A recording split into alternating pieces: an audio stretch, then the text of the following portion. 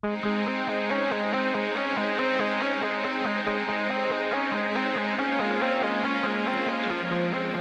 afternoon. Thank you very much for having me here.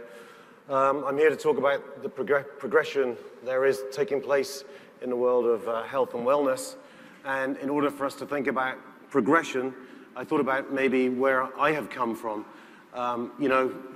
Maybe 45 years ago, I was a young kid, and I had this kind of innate habit of just drawing. And I was only good at that. I wasn't really good at anything else.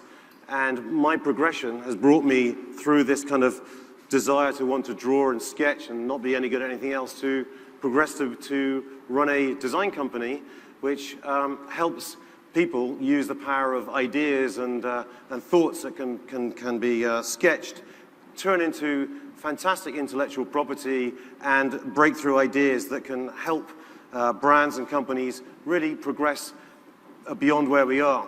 And in the context of where I am right now as a man, as a human being, I stand here now at the age of 53, and I've just done a quick calculation on the rest of my life on the calculator that Ben looked at, and I've got another 30 years to go if I'm good.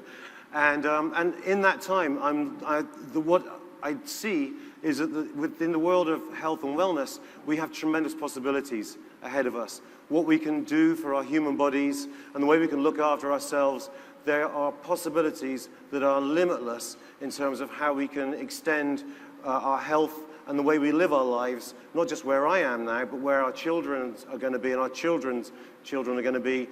The opportunities are phenomenal. Because the one thing that we can control in this world that we have around us, which is the last check on my newsfeed this morning, is a fairly kind of crazy world, which is affecting my mental health and my potential physical health if things get out of control, is that the one thing I can control is my body. It's the one thing I know that is true to me. And as a designer, I know that as I go forward, I can literally design my way forward. We are very close to having tailored and bespoke medical health well-being programs that can be tailored to us as individuals, that can literally tune into us at a DNA and a molecular level. It's happening already, but very soon we are going to be looking at medicines and biological treatments that can really work with us to optimize our health and allow us to truly thrive in an age where there is a huge amount of turmoil and disruption around us. And it's this idea of thinking that there are new ideals of the way we should look at health that are fascinating to me as a designer, that we can break out of the conforms of trying to conform to have a body that is like the ideal body, but have a body which is actually more around us living an idea of an optimized body that is optimized to us. It's the one thing that is true to us. It's the clothes we were born in, and it'll be the thing that we leave this life with. And so in the meantime, we can do huge amounts with it. And this idea of optimization, allowing us to thrive with our lives and be what we want to be, to liberate our health and wellness, which I find as a designer tremendously exciting and inspirational. And as a designer, I quite often get asked by my clients, well, how do you know that this idea you're going to do is like the right idea? And that troubled me as a thought, maybe 15, 20 years ago, which was I was often putting ideas down and being met with change, with skepticism and resistance to change. And so I thought, well, the only way to get around this problem is to actually research the future, to understand what the future is going to be. And my basic philosophy is, as a designer, that if you're going to design now, you need to have a handle on what the context and where your design is going, because your design is literally creating the future.